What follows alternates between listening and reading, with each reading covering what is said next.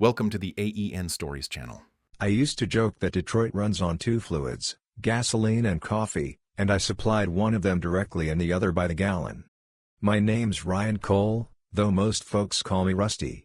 I own a two-bay auto shop on the east side where the streetlights blink like they've got opinions and the alley cats judge your tire choices. I started with a beat-up lift, a torque wrench that rattled like a rain stick, and a promise to every customer: I'll treat your car like it's my mother's and your invoice like it's my own. Honest work, honest price, I'd say, and mean it. People think a mechanic's day is grease and grunts, but most of it is listening. Cars whisper. Customers confess. You learn to translate. A rattle at 35 miles per hour means a heat shield. A shake in the wheel at 60 is a balance issue unless the steering's loose, then you're in Tyrod Town. The guy who uses words like purr drives a BMW with an overdue oil change. The woman who says it's making a sound that goes HRNN has already diagnosed a wheel bearing. I spend more time nodding than turning bolts. I also believed, with the stubbornness of a man who owns more flannel than suits, that I had married right. Megan sold cars the way Motown sold records, with rhythm and a smile. She could walk a family from we're just looking to we have a monthly payment in the time it took me to rotate their tires. I used to tell people we were a Detroit power couple. She put folks in cars, I kept them running. We're a team, I'd say, and she'd wink like she was agreeing with a plan she'd already improved. We met at a charity drive, free break checks for teachers. She pulled up in a demo sedan that smelled like aspirations and lemon. Is this where the miracles happen? She asked, stepping out in heels that looked allergic to oil stains. You bring the coffee, I'll do the miracles, I said. She came back with 2 cups and a grin. We were married 18 months later, a backyard barbecue with a sheet cake that said just torque because love makes puns legal. For the first couple of years, life was a decent alignment. We worked hard, collapsed on the couch, watched shows where landscapers cry. She told stories about impossible customers who thought MSRP was a suggestion. I told stories about brake pads that were legally confetti. On Sundays, we drove out to Belle Isle with subs from a place that only takes cash and dreams. Megan would rest her head on my shoulder and talk about someday, maybe a bigger house, a small boat, a vacation where you don't have to check oil in a rental. Then the hours started stretching.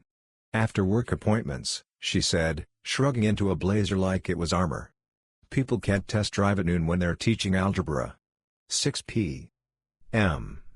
is where the money lives. Sounded fair. I get it, folks bring their cars after work. The lift doesn't care what time you cry under it. But there's a difference between hustle and absence. Nights got longer. Weekends blurred. The demo cars she brought home got nicer, like the dealership was upgrading her life one feature at a time. Babe, I'd say, half complaining, half worried, you're gonna burn out. She'd kiss my cheek without looking away from her phone. It's seasonal, Rusty. Besides, clients after work are my bread. It's how we build. Okay, I'd say, and tell myself to be proud instead of lonely. One afternoon, I was elbow deep in a '09 Tahoe that had opinions about idling when I heard the unmistakable purr of a new performance exhaust turn off the main road into my lot. You wrench long enough, you can tell a car's class by the sound. This one was money with a warranty. I wiped my hands, pushed the bay door button, and stepped into the rectangle of sunlight that turns a shop into a stage. Megan slid out of a gleaming graphite coupe, the kind of thing you buy when you're having an affair with your own reflection. I smiled out of habit. Hey, look at you, rolling in style. She tossed me the keys like the car was ours. Customers, she said. I'm borrowing it. I glanced through the windshield. The dealer placard on the dash had a name embossed in silver, the director of her dealership group. Charming guy in a country club way, the kind of man who calls a server by their first name like he invented it. We'd met at a holiday party. He shook my hand like he was assessing my retail value. Megan, I said carefully, whose car is this again? Don't be weird, she said. It's a demo. He said I could. The back door of the coupe popped open. A gym bag spilled onto my driveway like a confession. The tag on the handle had a monogram, his initials. The director's. I don't know what I expected to feel. rage, maybe. Instead, it was a kind of silence. Like someone cut the power to the whole city and all you could hear was your own blood. I tried for a joke because panic and humor drink at the same bar. If he's missing this bag, I can add a lost and found fee. She rolled her eyes. Don't start, Rusty. Don't make it a thing. You brought your boss's car to my shop, I said, slow, like I was reading torque specs. In broad daylight. Like a parade. She stepped close, so close I could smell that expensive, lemony nothing smell she wore when she wanted to be a new person. Let's skip the scene, she said, voice low. This doesn't have to be messy. It's already dripping on my concrete. She shrugged, a tiny lift. You knew this was coming. You're a good guy, but you're small time. Without me, you don't even have a parts contract. You've got no supply deals, no fleet work. You want to keep this shop? Don't bite the hand that feeds you. Or I can walk, and I'll take the accounts and the vendors and whatever else I put my name on. I will bury you in purchase orders. I laughed, a short, stupid sound. You don't have. I do, she said, almost kind. You signed what I put in front of you. You trust. It's sweet. It's over. She left in the director's car, tires whispering money, my driveway looking like a crime scene without cops. I stood there long enough for the sunbeam on my floor to move from the lift to the parts shelf. Work is a miracle. It doesn't care how broken you are. It still needs doing. The Tahoe didn't tune itself. I went back to the bay and finished the job because that's who I am, sockets, specs, silence. That night, I didn't go home. I closed up, walked to Mick's Bar 3 blocks over, and let a stool hold me up like a friend with good posture. My buddies, 2 techs and a guy who sells tires like spare prayers, patted my back the way men do when they want to help but can't bleach your memory. I drank like an adult who knows better. The beer didn't turn me brave. It turned me empty. You ever think, I told the wood grain on the bar, that loving somebody is like buying a used car from the auction? The listing looks great, the pictures shine, then you get it home and find the frame's rusted. Mick set down a glass of water. Buddy, he said, you named yourself Rusty. Fair, I said, and we both almost smiled. Sometime after midnight, I walked back to the shop, lay on the office couch that remembers every back it's ever supported, and stared at the ceiling tiles until one of them looked like the Lower Peninsula. A rat in the wall chewed on my patience. I must have slept because I woke up with my jaw clenched and my hands sore like I'd been fighting a dream. There's a switch in every person. Mine got slapped by memory. Megan loved to say she was the business mind and I was the wrench. Cute line. Not true. I opened the file cabinet I never let anyone touch because it's where I keep the beating heart of the shop, paid invoices, vendor agreements, service contracts, parts accounts, the whole paper trail of a life made honest by signatures. My name was on all of it. Every net 30. Every bulk oil delivery. Every tool lease. I had filed the sales tax, negotiated the brake pad pricing, argued for the 1 penny per filter that adds up if you believe in math. Any deal Megan had staged was staged on a stage I built. It didn't make me feel better. But it made me feel awake. The next morning, I called Linda, my accountant. If grease is the soul of my shop, Linda is the spine. She's a bulldog in reading glasses. Her office smells like toner and Triumph. Rusty, she said when I walked in without an appointment, you look like a man who tried to tighten his life with the wrong socket. Close, I said. I think someone's stealing my toolbox. I told her. Not all of it, I'm not a poet. The bones. She listened like numbers were speaking through me. Show me the accounts, she said. We pulled up QuickBooks, then bank statements. She toggled between windows like a DJ at a wedding for mathematicians. Look here, she said, tapping the screen. Vendor ABC parts paid last month, no problem. But there's a duplicate invoice to a Shell, ABC service, 1 letter off, same amount, paid through ACH to an account I don't recognize. Memo field says contract retainer. Next month, same thing. And this, she clicked, is a contract for a fleet service I've never seen you fulfill, signed by AM. Cole with a flourish you don't have. My flourish looks like a tired seagull, I said. She didn't smile. Your flourish looks like a man who does his own work. This looks like someone practiced. Also, she added, there are transfers to an account under Megan's maiden name with notes like marketing. We never hired a marketing firm. I made our logo on my cousin's iPad. You did, she said. And it's actually good. This is not marketing. This is siphoning. I leaned back and stared at the ceiling tile that looked like the Upper Peninsula. Can you prove it? Can I prove it? Linda said, offended on behalf of audits everywhere. I can staple it to their faces. For the next week, I lived two lives. By day, I fixed cars and didn't cry in brake fluid. By night, I sat in Linda's office with coffee that stripped paint and watched her follow money like it was leaving footprints. She pulled bank records, matched invoices to deliveries, called vendors who accidentally confessed because Linda has a tone that makes liars pay retail. We found forged contracts with my signature scanned and dropped on top. We found payment trails to an LLC with Megan's fingerprints all over it. We found consulting fees from the dealership network, her boss's empire, into that same LLC on the same days our marketing firm was paid. You seeing it? Linda asked, eyes bright in a way that made me love and fear her. I'm seeing it, I said.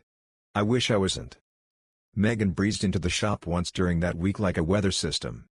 You look tired, she said, tapping her phone into my counter like it was bored.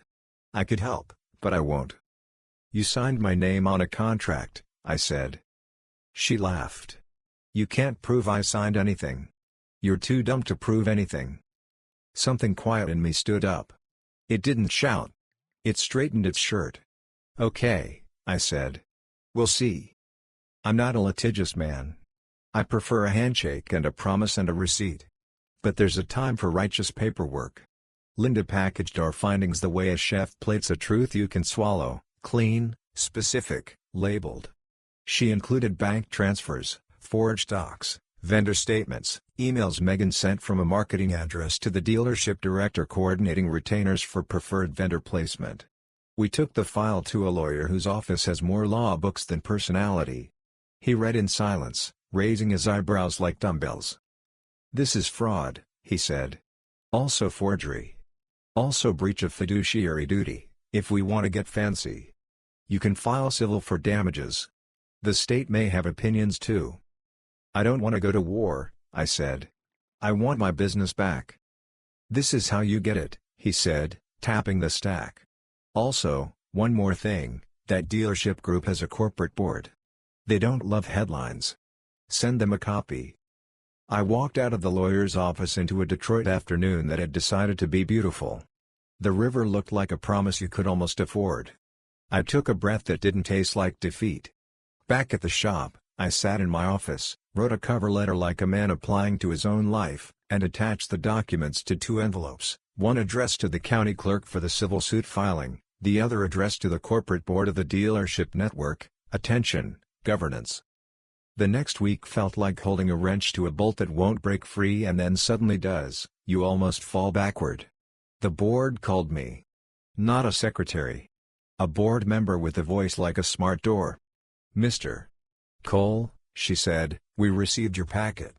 We're taking this very seriously. I appreciate that, I said, and meant it so much I had to swallow.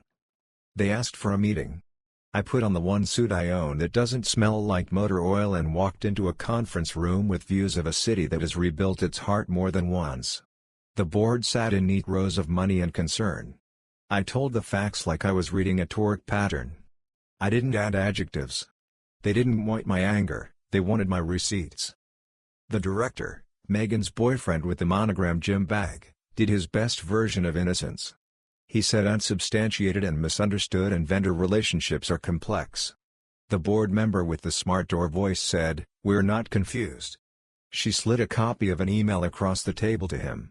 He read, paled, and stopped speaking in full sentences. They fired him that day. Not a suspension, not a soft landing. Terminated for cause, escorted out, security badge playing its last beep. It was not triumphant. It was quiet. It was a machine doing what it's supposed to do when someone throws sand in it. Megan, for her part, received a thick envelope from my lawyer with her name spelled correctly and a list of accusations that read like a greatest hits of "Don't do that." Fraud. Forgery. Conversion. Civil, not criminal, because I am not in charge of jails. But the state got their copy, and I hear they have good highlighters. When the process server handed Megan the papers, she came to the shop one last time, anger wrapped in perfume. "You think you won?" she said, lip curled. "I think I stopped losing," I said. She scoffed.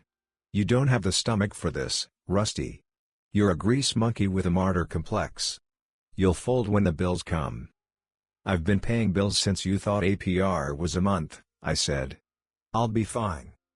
"You'll be alone," she hissed, as if it was a curse that could turn milk sour. "Maybe," I said. "But I'll be honest. That's my thing." She left. The bell on my shop door did its gentle ding, like a polite applause for endings. Divorce came next, of course. We could pretend it was incidental, but it's the biggest line item on the ledger. Our lawyers negotiated like men haggling over a carburetor in a junkyard, grim, efficient, weirdly respectful. The judge had the patience of a saint and the humor of a DMV sign. In the end, I got the shop clean, free of fake contracts and fake marketing. Megan got well, she got served. I don't know what she's doing now. Selling something, probably. She's good at selling. Maybe herself on a new narrative. We all are. Here's what I know: on a Tuesday 3 months after the board meeting, I turned the key in my shop's front lock and felt, for the first time in a year, like I wasn't about to be evicted from my own life. A regular, Mr. Alvarez, came in with a minivan that squeaked like a violin section. "Rusty," he said, "you still honest?" "More than ever," I said. "We're having a sale on truth." He laughed, and it sounded like a good torque click. I fixed his squeak and charged him less than the smile was worth. With the director gone and the dealership group in damage control mode, something strange happened. Independent shops like mine suddenly looked like a PR strategy. "We support local," the brochure said, and for once, they meant it. A fleet manager called me about servicing a dozen delivery vans, a rideshare company asked if I could handle quarterly inspections, a retired cop I respect put my card on the wall of his VFW haul under people who won't steal your dignity. Work multiplied. I hired Miguel, a tech with hands like surgeons wish they had, and Tasha, who could diagnose a check engine light by the rhythm of the customer's panic. We cleaned the waiting area, upgraded the coffee from brown to drinkable, and put a Lego table in the corner because sometimes the only thing keeping a parent sane is a plastic brick. On the wall, I hung the letter from the corporate board thanking me for bringing serious governance issues to our attention. I put it next to a framed photo of my first toolbox. Both mean something. Growth is its own engine once it starts. A buddy who runs a tire shop in Dearborn wanted out. "I'm tired," he said. "These lug nuts don't love me anymore." I bought his place. We kept his guys, changed the sign. A quick lube 2 suburbs over had a roof that leaked and a landlord who didn't. We took that, too. I woke up one morning and realized I wasn't a guy with a shop anymore. I was a guy with shops. "Feels weird," I told Linda, who now smiled sometimes, which is unnerving. "I never wanted an empire." "You don't have an empire," she said. "You have work. Try not to confuse the two." We rebranded without getting cute. Rusty's Honest Auto. It says what it is. On the cups of the good coffee we now serve, and on the business cards that feel heavier than they need to, and on the banners we hang at Little League games, there's a line beneath the logo, "Built by Betrayal." People ask about it. Some think it's snark. It's not. It's a reminder that what tried to break me built me instead. That sometimes the worst salesperson in your life sells you the best lesson. That the contract you thought you were signing with someone else was actually with yourself. Keep going, keep clean, keep your receipts. On opening day of our third location, a modest shop in a neighborhood that deserves good breaks, I stood under a balloon arch I didn't authorize and cut a ribbon because people expect ceremonies. Tasha set out cookies shaped like little wrenches. Miguel made sure every lift rose smooth on its maiden journey like we were christening ships. Folks took photos in front of a banner with my beard taking up too much real estate. A reporter asked me for my origin story like I was a comic book. I told her the truth. I loved a woman who didn't love me back the way I needed. She tried to take my life out from under me. I found out I'd built it stronger than she knew. "Do you regret any of it?" she asked, pen poised to catch a sentence I'd have to live with. "I regret we couldn't be better for each other," I said. "I don't regret building a business I can stand in without ducking." Sometimes, late, when the lifts are quiet and the shop smells like heat and success, I sit on the steps that go up to the storage mezzanine and watch the city breathe. Detroit has a way of forgiving you if you work hard and don't lie. It's not a soft forgiveness, it's a handshake. "We're square," it says, "if you keep showing up." Megan's name comes up less and less, which is the point of healing. When it does, it's usually from someone who hasn't heard the story and wants the gossip. I don't give it. I'm not a saint. I just learned that retelling your hurt is like revving an engine in neutral, no forward motion, lots of noise. The other day, a kid with a feathered haircut and a hoodie that could pay my water bill walked in asking for a job. "I want to learn," he said. "I like making broken things work." I handed him a broom. "Start with this," I said. "If you can make this floor honest, you can make anything honest." He swept like he meant it. He asked good questions. He'll be fine if he keeps asking them. I still work in Bay 1 when I can. Owning shops makes you a spreadsheet with legs if you're not careful. I need the smell of brake cleaner and the satisfaction of a caliper bolt breaking free with the exact grunt you earn. I keep a photo taped to the inside of my roll cab drawer, me, 23, holding a box of spark plugs like a diploma. Next to it, the letter from the board, the one that cost me a marriage and bought me a future. On a Tuesday, an older woman named Mrs. Jordan brought in a sedan that remembers better gas prices. She clutched her purse like it apologizes for math. "I went to the dealer," she said, eyes worry, "and they said I needed $1,000 of peace of mind." "How much peace you looking to buy?" I asked. She almost smiled. "Enough to get me to see my sister in Toledo and back." We put her on the lift. She needed front pads, not $1,000 exorcism. We showed her. She nodded, tears doing that thing where they're not about the thing you're talking about. "My husband used to come here," she said, looking at the oil change sticker from a decade ago with my handwriting. "He said you were the last honest man in Detroit." "I hope not," I said. "That's a lot of pressure."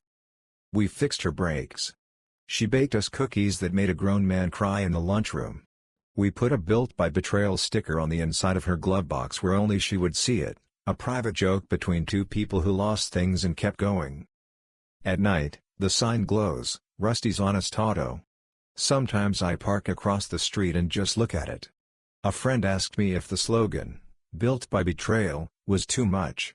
"People will think you're bitter," he said. "I'm not bitter," I said. "I'm built." He nodded, like a man who wants to believe in torque and truth. In my office, the file cabinets hum their paper song. Our contracts are clean. Our invoices match deliveries. The only shell company we work with is the one that sells 10 watts minus 30 in bulk. When a vendor tries to slip an extra zero into a quote, Linda calls them and recites ethics until they confess. When a new customer walks in with that suspicious look postal workers give porch cameras, we tell them the same thing I told my first customer: "I'll treat your car like it's my mother's and your invoice like it's my own." We put the old lift in Bay 2 in a frame on the wall, a photo, not the lift, so the new guys remember where we started. Every story has a moral if you're corny enough to look for one. Mine is simple and unoriginal. Keep your receipts. Read what you sign. If someone tells you you're nothing without them, find out if that's true by walking away and seeing what's left standing. If you have to go to court, bring the truth and a patient accountant. Don't throw the first punch if paperwork will land better. And when it's over, when the director is gone and the lawsuits are doing their slow dance and your shop is quiet and clean, don't forget to laugh. Not out of spite. Out of relief. Out of respect for the version of you who slept on an office couch and woke up to the sound of a rat and a decision. Sometimes I drive the long way home down Jefferson, past the water, radio off, windows down, city humming. The wind smells like old steel and new chances. I grip the wheel of a truck that still needs work because everything worth loving does. I pull into my driveway, kill the engine, sit for a minute with the cooling tick soundtrack. On the dash, there's a tiny plaque I had made for myself the day our third shop opened. It says what the sign says, what the cups say, what my bones say when I stand up after a long day. Built by Betrayal. Not broken. Built. Thank you for listening my story. If you want more raw, real, and gripping stories like this one, subscribe to the AEN Stories channel. Your support keeps these stories alive.